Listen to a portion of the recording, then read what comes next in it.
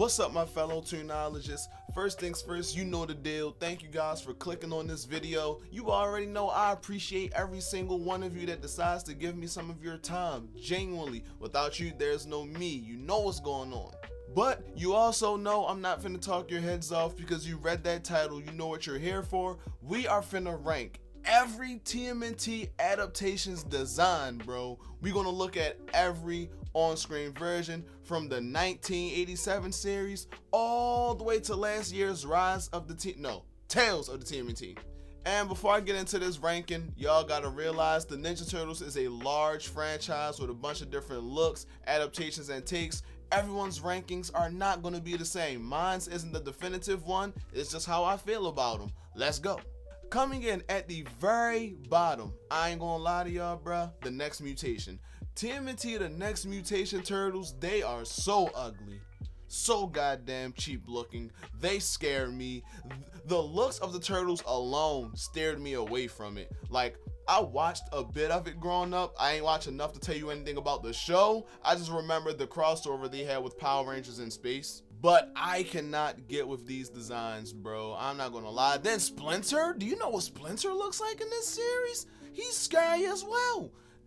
No, the Next Mutation is just a huge flop, and I get it. It's a straight to television adaptation of the Turtles, but no, no. And then don't even get me started on the weapon switches. They gave Donnie this baton. It ain't even the bow staff. Leo has one big sword that's like for a knight in shining armor or whatever. It just ain't it. Second from the worst, we have TMNT 2014, otherwise known as Michael Bay's Ninja Turtles.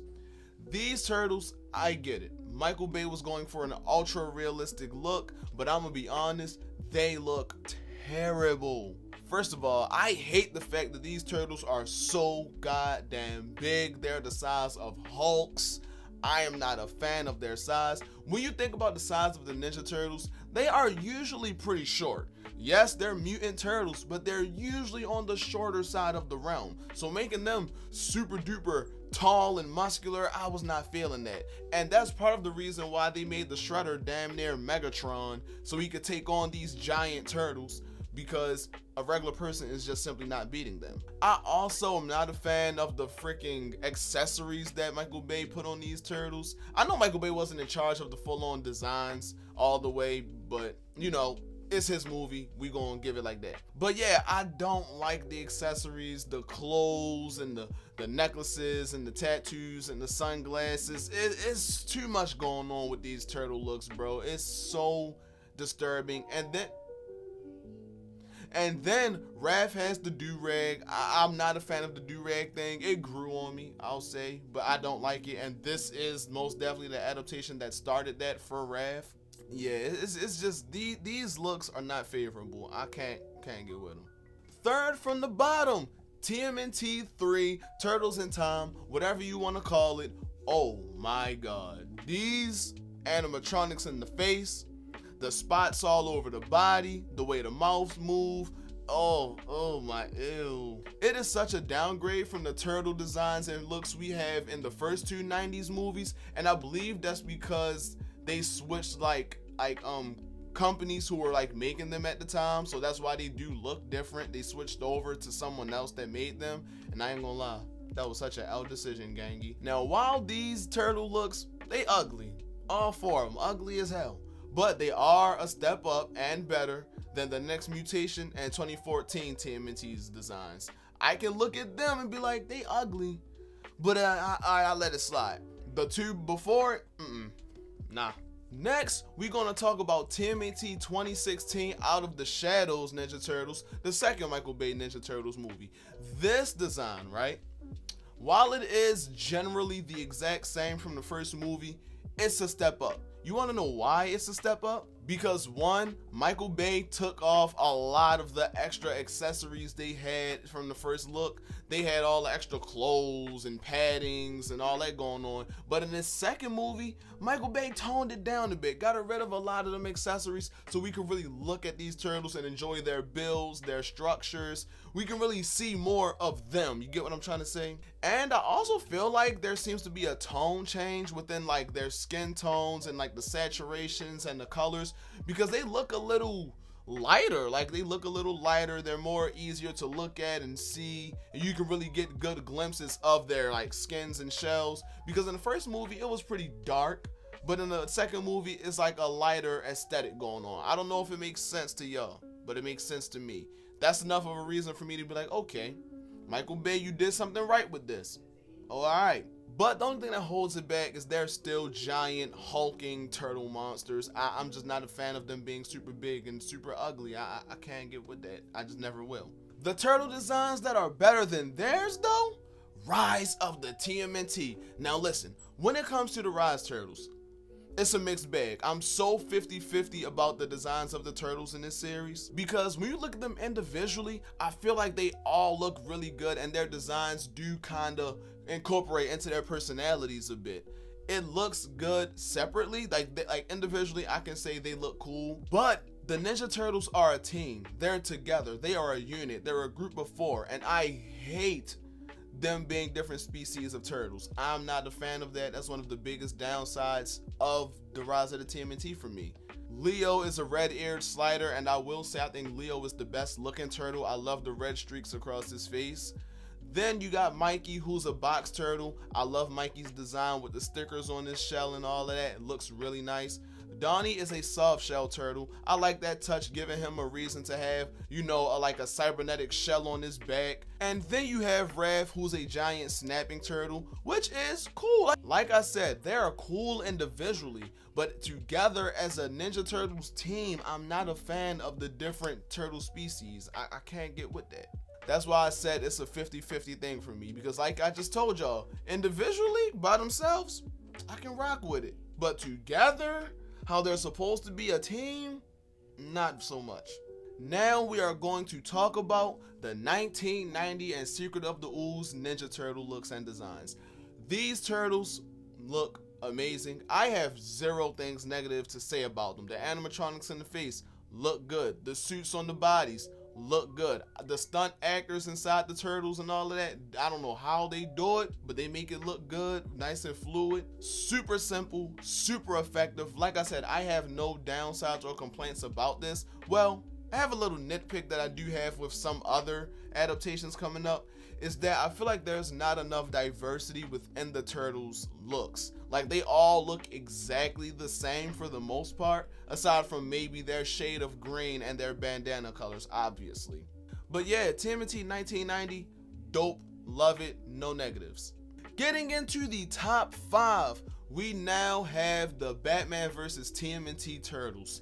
They snapped with these designs. I love it. This really highlights what I was trying to say before, how I want the turtles to look different, but not super drastically different. Every turtle in this movie has their own distinct look and features to them that really stands out, but they still look good as a unit. Same thing for what I said about 1990. I don't have any real downsides to this. It's just I don't think they look better than the ones I'm going to mention later in the video. But I will say a little nitpick I have is that they feel too blocky, like the way they're drawn and animated for that style. They're a bit too blocky. I like my Ninja Turtles to have a more round, a bit of a squishy look to them. I don't know if that makes sense. I say this all the time. Sometimes I just be yapping. I don't know if it makes sense, but I hope it makes sense. I like the turtles to have a more round look, not more so blocky and muscular, if you get my drift. But coming in at the number 4 spot, we have the TMNT 1987 Turtles. We, as turtle fans, have to respect this. These are the OGs that set the blueprint and the groundwork for the turtle designs moving forward. Without them, we wouldn't have the turtles we have today. And that's not even just for their looks, their personalities, characteristics, everything is all thanks to 1987. But we're here to talk about their designs. Because if you don't know, in the comics, every Ninja Turtle wore red, and that was it. They all wore red, they were all the same color, they all looked exactly the same, and that was it. But with 1987, while they do still look the same and their shades of green are the same for the most part, we got the different color bandanas. We got the different color personalities. Why do I keep talking about the personalities when I'm talking about looks? Well, 1987 just impacted the franchise as a whole. You get where I'm going? Without these turtles, we wouldn't have the ones before, and we won't have the ones coming later in the video. We need these 1987 looks, and I have so much respect for them. Yeah, come on, gotta rock with them. Getting into the top 3, TMNT 2003. These are my turtles. I'm gonna say it right now. The turtles I grew up with is them. The show, their looks, the personalities, everything I know about the Ninja Turtles comes from 2003, especially their designs. First of all, I love the different shades they go for. They are all different shades of green, and I think that works really well with differentiating them from one another. And I also love how they're a bit more muscular and lean. It's hard to describe because it goes hand in hand. They're not super buff like how they were like big and blocky in the Batman vs. TMNT movie, and they're not super duper huge like in the Michael Bay movies. They're just muscular and toned enough to where it's like, okay, I can respect this. I like this look for them. I'm also gonna say this is the first Ninja Turtle series, and I think it may be the only one that gave them their colors on their weapons. Leo on his katana has the blue wrapping, Donnie has the purple, Mikey has the orange, Raph has the red. I really love that, and I wish they incorporate that touch into more Ninja Turtle adaptations. My only real nitpick is the differentiation, bruh. I wish there was just a bit more difference between them than just their shades of green and their bandana colors. Like, give us some height variations, give us some weight variations. You see what I'm saying? I like when my Ninja Turtles look a bit different, but different in the right way. But yeah, TMNT 2003 is a great look of the Turtles, one of the best there will ever be. Second place, I have to give it to the TMNT Mutant Mayhem / Tales of the TMNT. I freaking adore Mutant Mayhem for what they did with the Turtles as far as their looks, personalities, everything like that. I love the differentiation, gang. They did it right. Mikey being the shortest and skinniest turtle. You got Donnie being the tall geek in the back with the glasses and the headphones. Leo got a pretty simple look, but I love that he has, like, I think it's determination and discipline, or some words he has engraved on like the top of his katanas. And Raph is just big, muscular, bunch of like cuts and scratches on his shell. He's missing a tooth. I love how they did that, bro. They put in work with these designs, and they also look good in 2D, because in Tales of the TMNT, I feel like their looks just crossed over so well from the 3D animation to the 2D. I have nothing bad to say about these looks. Not one. It gets harder for me to yap about these designs when I have nothing negative to say, like no downsides. And TMNT Mutant Mayhem / Tales of the TMNT is just one of them ones. I just love everything about how these turtles look.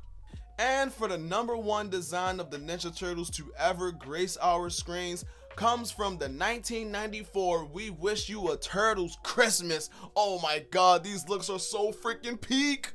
I love this, bro. I don't care what no one says. The Turtles look so darn good, gang. I ain't gonna hold you, bro. They cleared the 90s movies. They cleared Michael Bay. They cleared the other animated versions. These look so damn good. It's not even funny. Alright, y'all. I'm gonna stop playing. I know somebody somewhere was genuinely believing I gave them the #1 spot.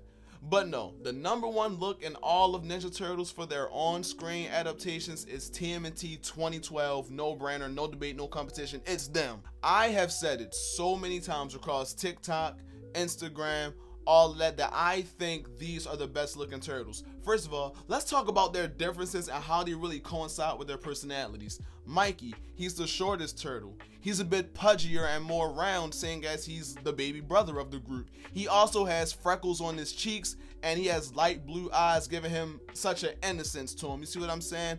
Mikey looks phenomenal. Then you got Raph. He's shorter than the rest, but still taller than Mikey. He also has more of a muscular build because, you know, he's the rough and tough one. The tails of his bandana are tattered. He has cracks in his shell, showing that he's the rough and tough one. Looks good. Then Donnie, he's the geek. He ain't really into all that fighting stuff as much as his brothers are. Hence, he's skinnier than the rest. He's way slimmer. He's the tallest. He also has a gap. I guess that means he's the geek, but that's about it for Donnie. It works. And Leonardo has the perfect Ninja Turtle build out of his brothers. He's the perfect height. He has the perfect weight muscle ratio. Leo just looks good. He's the perfect look for a Ninja Turtle in general in here. And they just all have these such defining features that really defines who they are as people, bro, as characters. I love that TMNT 2012 paid so much attention to these characters and what physical traits they would have matching with their personalities. They did that so damn good. Oh, and there are also different shades of green. I don't think I mentioned that, but there's that as well. And while they have all these differences, all these differing qualities, you can obviously tell they're all still the same species of turtles. Yes, they're different, but they're still the same. That's all I want from Ninja Turtle designs. Have a nice amount of differences. Like some of the other adaptations I mentioned, they have differences, but they're very minuscule. They're tiny, or there's not enough. With 2012, there's great differences that you can see between all the turtles and their looks, but they still look the same. Although they look the same, they're not copy and pasted like the 1987 series or the 2003 series, or they don't look super duper identical like how the 90s movies does. TMNT 2012 has that perfect gray area split line of difference and similar. You see where I'm going with it? I ask y'all that a lot, I'm sorry.